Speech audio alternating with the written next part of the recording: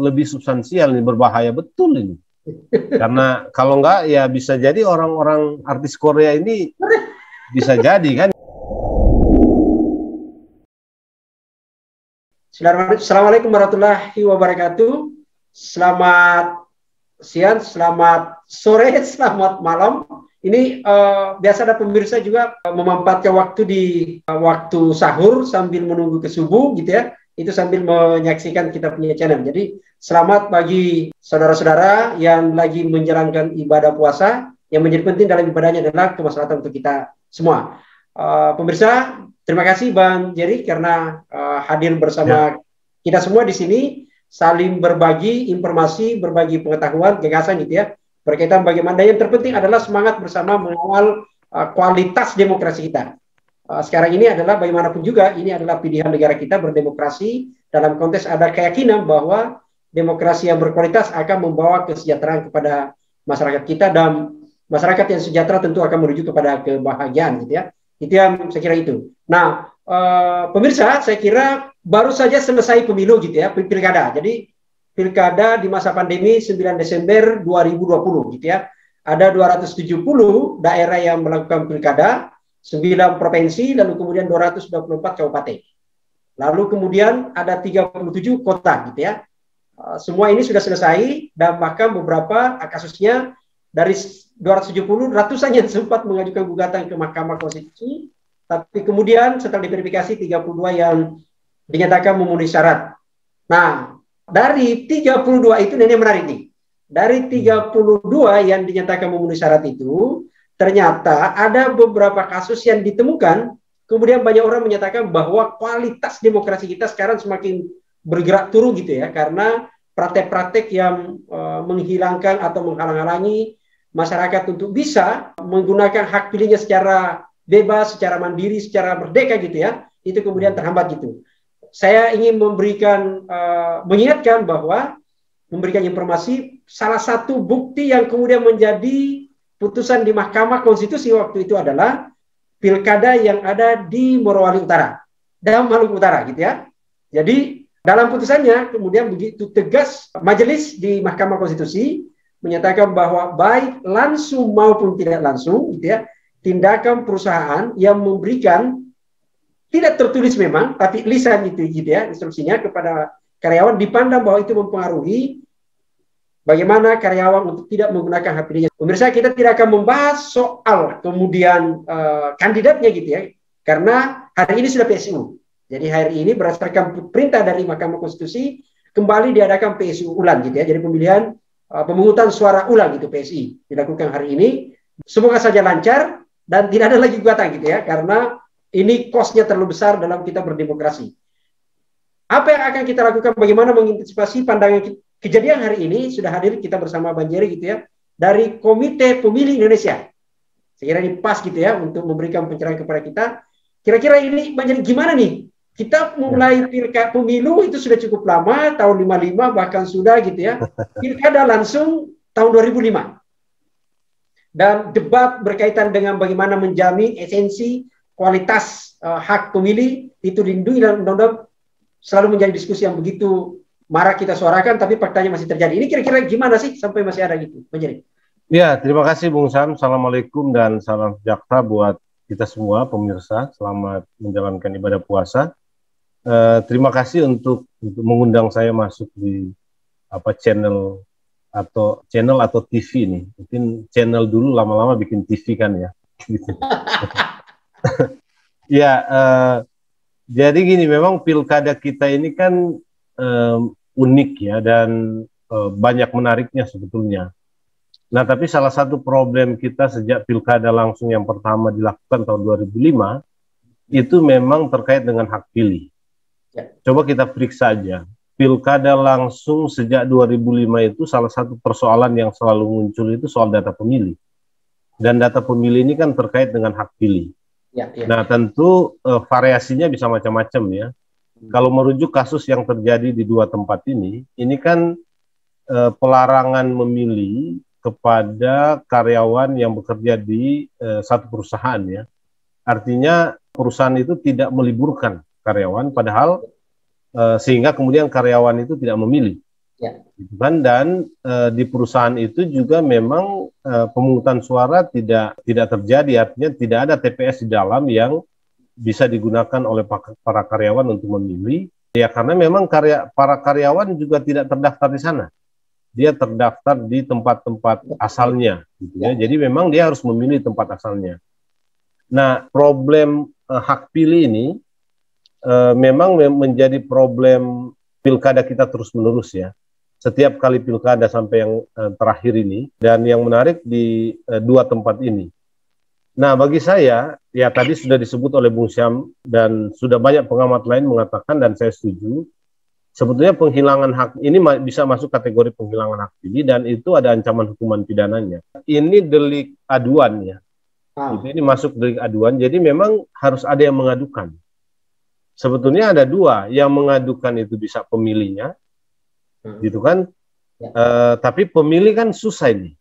Kalau pemilih yang mengadukan, dia juga terancam kena sanksi dari perusahaan kan gitu. Ya. Nah, sebetulnya yang paling mungkin mengadukan ini adalah penyelenggara pemilu. Apakah KPU, apakah KPU atau Bawaslu. Nah, tapi begini Bung Syam, dalam kasus dua daerah ini, sebetulnya juga mungkin kita perlu mengevaluasi ya. Kan ini substansial bagi saya, karena ini terkait dengan hak untuk memilih, dan pilkada dan pemilu kita itu sudah diatur sejak lama, itu harus libur. Bahkan untuk pilkada serentak ini liburnya tidak libur per daerah, sebagaimana dulu ya, di awal-awal itu kan libur per daerah saja. Nah, tapi ini sejak kita masuk di periode atau era pilkada serentak, libur itu libur nasional selalu, termasuk 9 Desember 2020 lalu. Nah, artinya pertama, kalau ada keberatan dari perusahaan, gitu ya, kan sebetulnya dia udah bisa menghitung dan bisa mengatur ya, sudah bisa mengatur. Dia harus sudah punya perencanaan di tahun 2020, sudah tahu pilkada serentak itu 9 Desember, sehingga harus libur, kan gitu. Jadi dia harus atur pengganti libur ini kan sudah bisa diatur sebelumnya. Hari-hari di mana karyawan cuti itu dipakai untuk masuk, gitu kan. Supaya dia bisa mengganti yang katakanlah kalau perusahaan itu kan menghitung kerugian ya, gitu. Jadi dia bisa mengganti kerugian yang akan ditimbulkan oleh libur satu hari di tanggal 9 Desember, gitu. Jadi konversi ke hari lain gitu ya. Betul. Jadi dari sisi perusahaan sebetulnya karena sudah jauh-jauh hari ya, menurut saya tidak ada alasan tidak meliburkan karyawan ya, karena ini sudah jauh-jauh hari sudah diketahui. Yang kedua, penyelenggara pemilu semestinya juga harus lebih tegas kepada perusahaan. Nah, karena apa? Dia membela hak pemilih, khususnya KPU ya. KPU itu kan tidak sekedar mendata, gitu ya, dan tidak sekedar menata di mana TPS, gitu ya, tetapi sebetulnya juga harus membela hak pilih pemilih, gitu. Ini yang lebih substansial. Nah, ini yang nggak ada menurut saya. Karena apa? Dia tidak semata-mata menyurati. Kalau perlu diancam gugat perusahaannya. Kalau itu alasannya jelas kok, pidana, gitu loh. Jadi hal-hal seperti ini artinya saya nggak membaca atau nggak melihat ya KPU dua daerah ini ngotot ya untuk supaya perusahaan ini memang harus meliburkan karyawan. Atau juga mungkin memang tidak terdeteksi sebelumnya, gitu ya. Tiba-tiba saja pada hari H itu nggak boleh. Itu dia nggak meliburkan sehingga karyawan-karyawan itu harus terpaksa masuk, dan karena itu tidak bisa menggunakan hak pilih karena di perusahaan itu sendiri tidak ada TPS. Jadi memang persoalan hak pilih ini menurut saya persoalan krusial yang oleh banyak pihak termasuk penyelenggara pemilu itu seringkali diabaikan ya. Termasuk sebetulnya Bawaslu juga. Bawaslu kalau lihat gelagat kayak begini, ya harus ingatkan KPU, kalau KPU memang agak pasif ya, tidak mau mengambil langkah apa-apa selain langkah administratif dan teknis, ya mungkin Bawaslu harus mengambil langkah untuk mengingatkan perusahaannya dan kalau perlu mengancam untuk melakukan gugatan ya, karena basisnya dia harus mengadvokasi hak pilih orang, tidak boleh orang melindungi hak pilih orang, itu substansinya sebetulnya. Jadi dua lembaga itu kan dalam konteks itu menjadi lembaga penyelenggara pemilu yang melindungi hak pilih orang, itu tidak boleh dikurangi ya oleh berbagai macam kepentingan, termasuk kepentingan perusahaan. Dan acuan hukumnya jelas menurut saya. Ya, ini saya kira menarik ya. Jadi selama ini kan frame dari teman-teman KPU kan hanya memfasilitasi menyediakan TPS, membuat surat undangan untuk datang gitu ya, melayani, membuat ini. Jadi mainannya betul-betul hanya administrasi gitu ya. Ternyata ada tadi domainnya lebih luas adalah itu jaminan proteksi terhadap warga untuk melindungi bagaimana memastikan bisa hak pilihnya gitu ya. Nah, yang lain ini kan peristiwanya kan terjadi tuh, seolah-olah kan memang ini menjadi. Kira-kira misalnya apa upaya yang saya selalu berbicara efek jera gitu ya. Kalau misalnya hari ini PSU buka TPS di dalam, syukur-syukur kalau data kita tidak tahu apa yang terjadi selama 30 hari gitu ya. Kita mudah-mudahan karyawannya betul-betul menggunakan hak pilihnya dan ada kesadaran di pihak perusahaan itu. Kalau misalnya di Morowali Utara itu Agro Nusa Abadi PT ANA gitu. Kan nyata tuh kalau masyarakat saja individu menggerakkan orang untuk golput itu kan pidana pemilu. Betul. Nah ini kan corporate ini gimana ini gitu ya? Iya, jadi ya untuk memberi efek jera tadi ya, poinnya kan di situ ya. Artinya supaya kasus ini tidak berulang. Ya. Karena kenapa kita nggak mau berulang? Karena di sana ada hak pemilih yang diabaikan. Ya. Itu kan bagaimanapun biasanya ketika pemilu lanjutan, pemilu ulang gitu ya, semangat orang itu tidak sama dengan pilkada pada harinya ya. Jadi dia sedikit mengurangi antusiasme orang ya. Apalagi kalau kemudian dia tahu bahwa ini nggak mempengaruhi lagi. Tidak mempengaruhi hasil gitu ya. Tidak mempengaruhi hasil, itu akan makin malas lah atau makin tidak semangat gitu. Nah, karena itu mestinya ada efek jera ya. Efek jera itu harus kepada penyelenggara dan kepada perusahaannya. Nah, sebetulnya kan menurut saya KPU atau penyelenggara pemilu ya, Bawaslu juga itu bisa melakukan gugatan terhadap perusahaan itu, gitu ya. Karena tadi kalau pemilih menggugat itu kan susah, ya dia terikat dengan perusahaan ya, gitu. Jadi ya mesti penyelenggara pemilu yang harus mengambil inisiatif itu, atau pihak yang berkaitan dengan itu adalah peserta pemilu. Nah, memang kan peserta pemilu ya partai politik atau pasangan calonnya ya, yang merasa dirugikan dengan itu. Nah, kerepotan konstruksi hukum kita dalam konteks kasus seperti ini menjadi delik aduan. Jadi kalau nggak diadukan, ya dia begitu saja. Gitu. Jadi putusan MK ini kan sebetulnya substansinya ingin memulihkan hak pilih orang kan, melindungi hak pilih dan dipulihkan gitu. Tetapi tidak memberi efek jera, gitu ya, karena kemudian perusahaan bisa lakukan lagi, ya tinggal dia bilang ya nanti juga setelah itu MK bilang ada PSI atau pemilu susulan, pemilu apalah istilahnya kan begitu. Kalau mau memberi efek jera memang harus ada langkah hukum pidana. Nah, cuma itu tadi konstruksi hukum kita dalam konteks pilkada atau juga mungkin pemilu, kasus seperti ini agak rumit gitu. Karena kalau penyelenggara pemilu nggak mau melaporkan, kalau peserta pemilu nggak mau melaporkan, ya selesai kasusnya. Dia berhenti sebagaimana yang sekarang terjadi. Gitu. Karena ini masuk kategori delik aduan ya. Tidak bisa serta-merta diproses ya.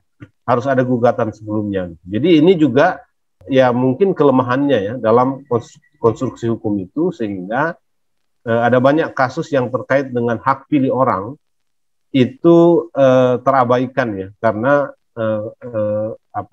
konstruksi hukum kita itu tidak begitu kuat ya, mengatur dan menjerat para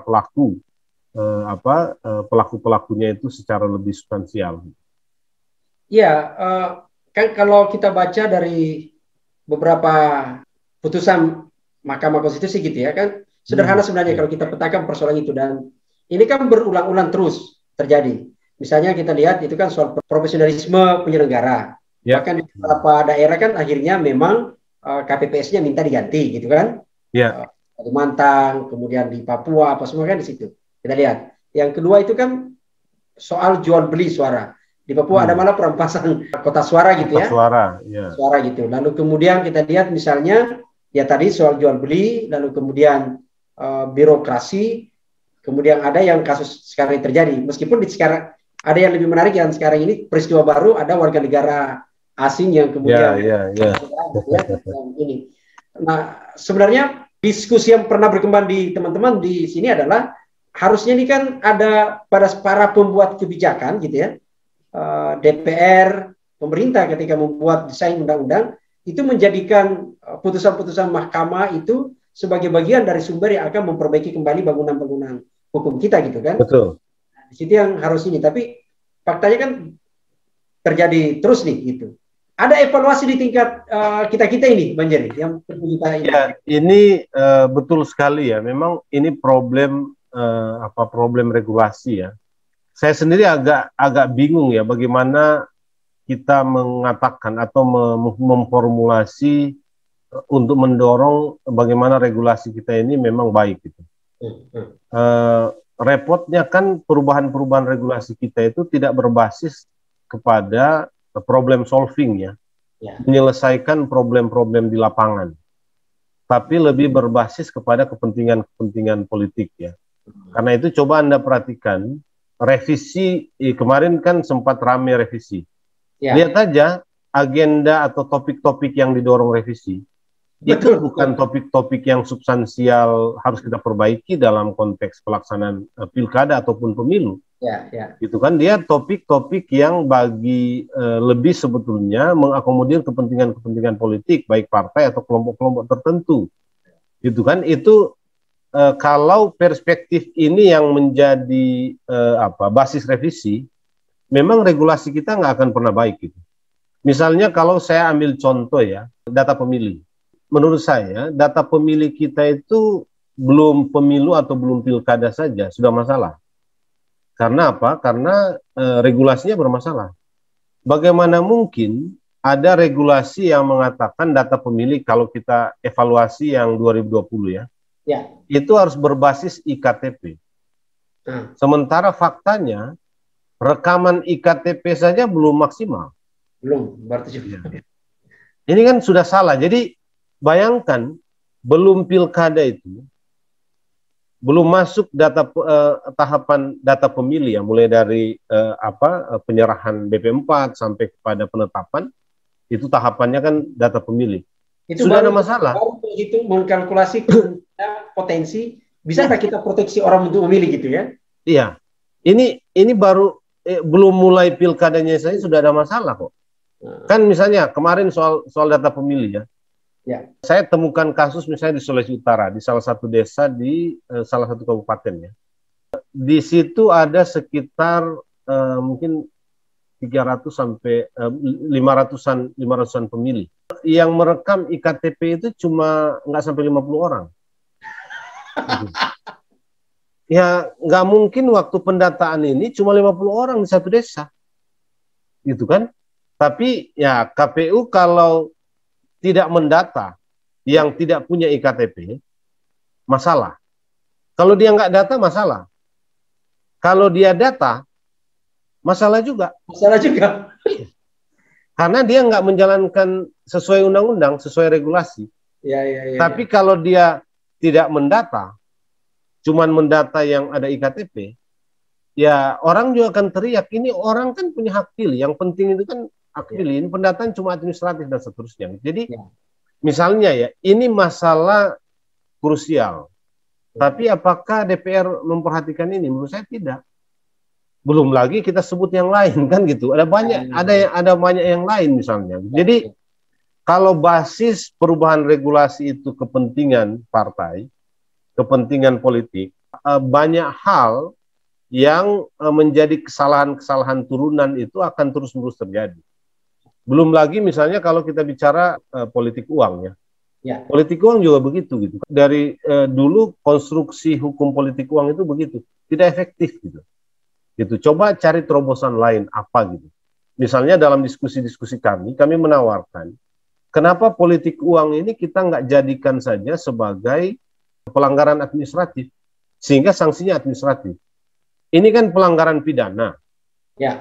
Tapi dia harus dilakukan oleh, jadi pemutus akhir itu, ini pelanggaran pidana dalam pemilu, pelanggaran pemilu lah ya. Ya. Tapi dia harus diputus oleh lembaga yang tidak terikat dengan kode etik penyelenggara pemilu, polisi dan kejaksaan. Ya repot dong. Ini dalam pemilu kok, ini dalam pilkada kok, gitu kan? Misalnya gitu. Nah begitu juga hal-hal teknis lainnya. Jadi kemarin dalam pilkada, ya Gakumdu itu kan, Gakumdu ada polisi dan jaksa. Nah, polisi dan jaksa ini kan konstruksi hukum pidana politik uang kan? Polisi dan jaksa ini bekerja tidak dalam kerangka kode etik penyelenggara pemilu.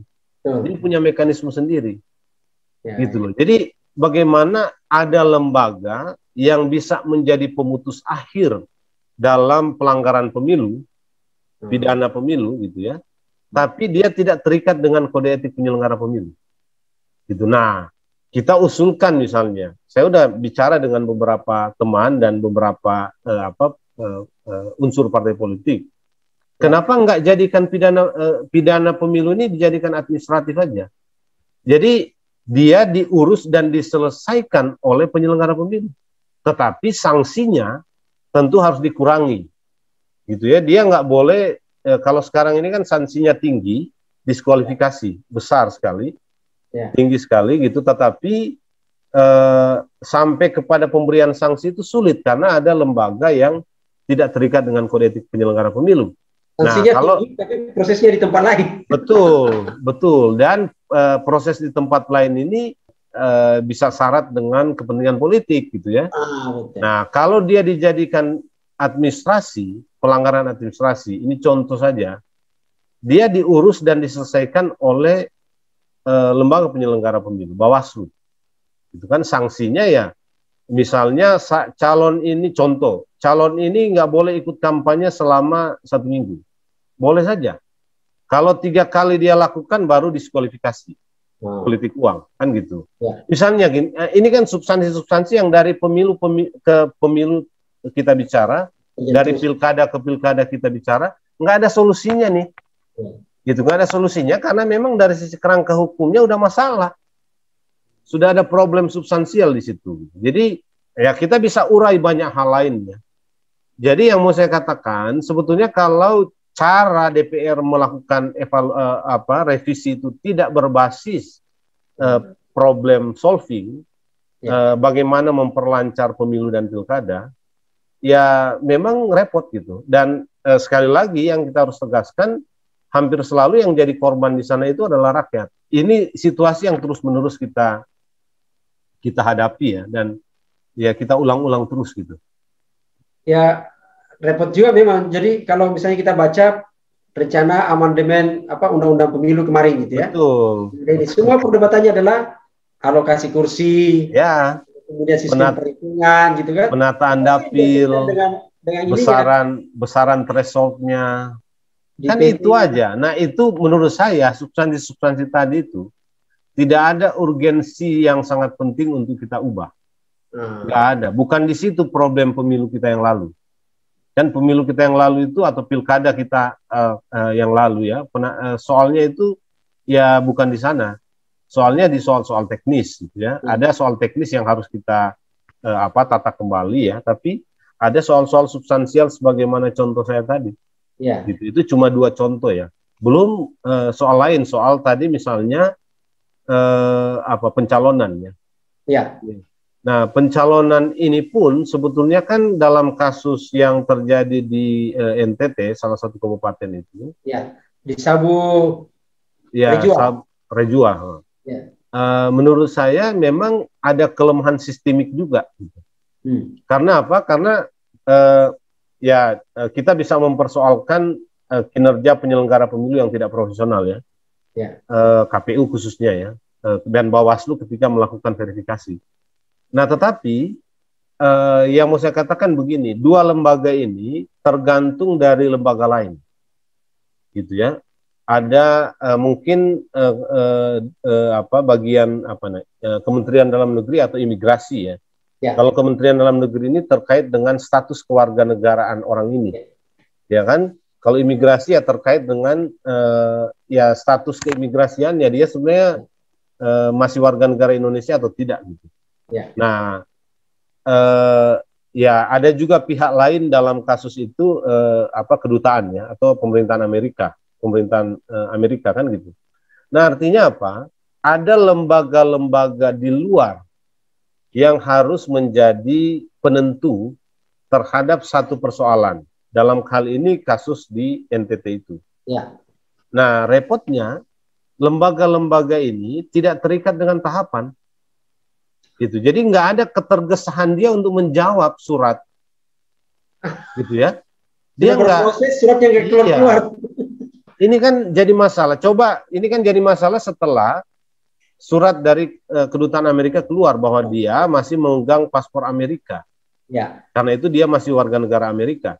Nah, kita tidak mengenal kewarganegaraan ganda gitu. Jadi kalau seseorang Indonesia itu mengambil kewarganegaraan negara lain, dia nggak perlu bilang secara otomatis kewarganegaraan Indonesia hilang.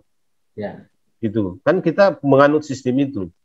Nah, tapi itu tadi. Jadi ada lembaga-lembaga lain yang bekerja tidak berdasarkan tahapan pilkada. Gitu. Nah, kalau tidak ada surat Kementerian Amerika, kedutaan Amerika, ya sudah pasti dilantik ini. Selesai. Kita punya bupati warga negara Amerika. Iya. Meskipun dia masih tercatat sebagai warga negara Indonesia. Saya bilang tadi begini, Bang Jerry, sama teman-teman. Kalau hari ini adalah yang maju kandidat itu warga negara Indonesia yang mendapat yang kemudian berganti ke warga negaraan gitu ya. Mungkin pilkada 2024 bukan lagi seperti itu kasusnya. Jangan-jangan nanti itu bintang film artis-artis Korea yang masuk jadi kandidat di sini. Bisa jadi dan bisa menang dia kan. Ini begitu ramenya gitu. Jadi dalam kasus Sabu Rejua ini, itu menurut saya juga ada problem teknis administratif oleh penyelenggara. Tapi ada problem sistem, gitu. Ada problem sistem seperti. Jadi ya semestinya perubahan regulasi ini harus memperhatikan yang begini.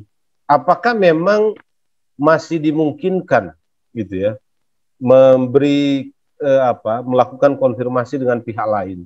Nah, kalau pihak lain, kalau masih boleh, harus diberi batas waktu dia, karena ini kan mengganggu sekali ya. Khusus. Gimana partainya sendiri itu sebenarnya? Ya. Partai melakukan proses rekrutmennya begitu panjang, kok bisa ketipu? Nah, kalau partai itu kan nggak pernah terlalu sungguh-sungguh yang begini-begini gitu. Kalau orangnya, ya artinya mekanisme partai ada ya. Dan kalau kita tanya partai, ya mereka akan mengatakan kita sudah melakukan mekanisme dan sudah meneliti. Jadi sekarang memang kelemahannya ada di penelitian partai itu tidak begitu efektif ya, sehingga masih kecolongan kira-kira begitu. Tapi kan kita tahulah partai itu pertimbangan-pertimbangan substansial seperti itu hanya jadi hitam di atas putih kan, hanya jadi bahan untuk disampaikan ketika ada yang bertanya. Tapi proses faktualnya proses yang sesungguhnya itu sebetulnya tidak begitu gitu. Kalau orang ini punya uang, dia bisa membayar mahar sebanyak gitu ya, popularitas dan elektabilitasnya cukup baik, partai akan menyelesaikannya dengan secepat-cepatnya kan gitu. Artinya begini, dalam konteks ini menurut saya proses rekrutmen di partai itu tidak bisa menjadi harapan. Nah, kalau itu mau dijadikan serius gitu, ya harus diberi sanksi nih. Formulasi regulasinya itu kelalaian seperti ini di internal partai, di partai itu bisa juga diberi sanksi ya, supaya betul-betul memastikan proses setelah itu tidak mengalami persoalan. Seleksi pertama di sini di internal partai sendiri untuk menentukan calon, setelah itu diverifikasi di penyelenggara pemilu gitu ya. Setelah itu ada lembaga pengawas seperti Bawaslu, perannya ya selesai gitu. Nah, kalau yang sekarang terjadi ini kan semacam anomali hukum juga ya. Karena kalau lihat putusan MK, sebetulnya agak bingung juga gitu. Ya kan, tapi nggak ada solusi hukum. hukum karena sudah selesai dan tidak ada gugatan. Ya. Nah, dia kan membuka kemungkinan gugatan itu lalu menyidangkan. Kan awalnya nggak ada gugatan tuh di sana. Ya. Nggak ada gugatan kan, baru gugatan baru kan. Gugatan baru ini pun sebetulnya menurut saya ya memang didorong untuk supaya ada solusinya ini, karena tidak mungkin warga negara asing ya meskipun dia masih memegang KTP Indonesia ya. Ya. Jadi kepala daerah ini lebih substansial, ini berbahaya betul ini. Karena kalau enggak ya bisa jadi orang-orang artis Korea ini bisa jadi kan gitu ya. Jadi kalau lihat pertimbangan hukum MK kan agak bingung. Akhirnya dia masuk kepada figur yang tidak jujur gitu ya. Kan salah satu pertimbangan fundamentalnya itu kan ketidakjujuran calon ya. Karena data di Kementerian Dalam Negeri tetap oke gitu kan. Ada namanya gitu ya. Kemudian di informasi dari kedutaan agak terlambat gitu kan, sehingga yang menjadi salah adalah pribadinya. Orang ini nggak jujur, dia udah tahu aturan kan, dia udah tahu persyaratan, tapi tidak terus terang dengan persyaratan itu bahwa dirinya sebenarnya tidak memenuhi syarat gitu. Jadi yang salah adalah orangnya gitu ya. Kemudian gara-gara itu dia diskualifikasi kan gitu. Nah, tapi kan dia menimbulkan efek repot tuh Bung Syam ya, karena harus ada pilkada ulang gitu ya, tidak bisa langsung urutan nomor 2 yang menang, harus pilkada ulang dengan dua kandidat gitu. Nah, mekanisme ini pun dalam undang-undang pilkada saya kira nggak ada. Ya, tapi kan nggak ada pilkada model begini. Ya kan, nggak ada. Ada adalah kalau pilkada kalau satu didiskualifikasi, ya di bawahnya gitu. Iya. Gitu kan, tapi kalau ini didiskualifikasi, lalu pilkada ulang tidak membuka pendaftaran baru, gitu kan? Iya. Tidak membuka pendaftaran baru, yang ikut tetap calon yang tersisa. Nah, ini mekanismenya kayak apa ini? Ini baru, tapi ya itu tadi, putusan MK itu bisa jadi rujukan hukum ya untuk melaksanakan pilkada itu ya. Tidak perlu, meskipun tidak ada dalam undang-undang pilkada. Jadi ini norma baru lagi. Penemuan baru. Ya. Penemuan baru. Tapi yang begini-begini gitu ya, dalam revisi undang-undang semestinya harus masuk. Tadi kan Bung Sam bilang juga ada banyak kasus gitu ya, sudah diputuskan MK, tapi tidak dimasukkan dalam undang-undang. Gitu kan, semestinya mekanismenya kalau ada norma baru yang diputuskan MK, segera setelah itu undang-undang harus direvisi. Sama dengan ketika Perpu keluar kan, kan mestinya DPR begitu ya, revisi ya substansi yang terkait dengan putusan MK atau terkait dengan Perpu saja. Nah, tapi di DPR kita salah satu yang nggak pernah diperhatikan, yang kurang ya, bukan tidak pernah ya, yang kurang diperhatikan itu adalah putusan-putusan MK. Dan mestinya putusan MK itu diperhatikan karena itu harus jadi norma baru dalam revisi undang-undang. Betul-betul undang-undang itu memang mengakomodir apa yang terjadi dalam proses di MK gitu ya. Yang penting adalah kasus seperti itu tidak terjadi lagi di kemudian hari. Dan kalau terjadi sudah ada rujukan hukumnya, sudah ada pengaturannya kan gitu. Ya, kita berharap memang sebenarnya adalah kejadian yang hari ini itu tidak boleh terjadi lagi berikutnya gitu ya. Betul. Tidak ingin jatuh pada lubang yang sama gitu. Itu kan prinsip dasar sebenarnya, sehingga harapan kita adalah peristiwa-peristiwa kekurangan pemilu dan pilkada yang lalu segera ditutupi dengan ada revisi undang-undang yang baru. Pemirsa, bahwa kita memilih pemimpin itu kan sebenarnya sederhana. Bagaimana para pemimpin itu, kalau kita bicara tujuan negara, pemimpin itu adalah akan mengayomi kita semua, dia lebih peduli dan tidak korupsi. Caranya gimana? Tentu proses pemilihan bupati kepala daerah tidak sama dengan mencari bakat gitu ya Pak Jere. Ya. Jadi dia harus ketat, prosesnya semua harus diintervensi, aktor-aktor yang terlibat, parpol gitu ya, penyelenggara pemilu gitu, lalu kemudian birokrasi, dan terutama elemen lain termasuk pemilihnya. Tadi ada corporate, ada perusahaan, ini menarik, yang bagian yang harus kita intervensi. Saya kira itu. Sekali lagi Bang Jerry, terima kasih semua pemirsa. Terima kasih, sama-sama. Jumpa kita di tempat lain di episode berikutnya. Assalamualaikum warahmatullahi wabarakatuh. Salam sejahtera untuk kita semua.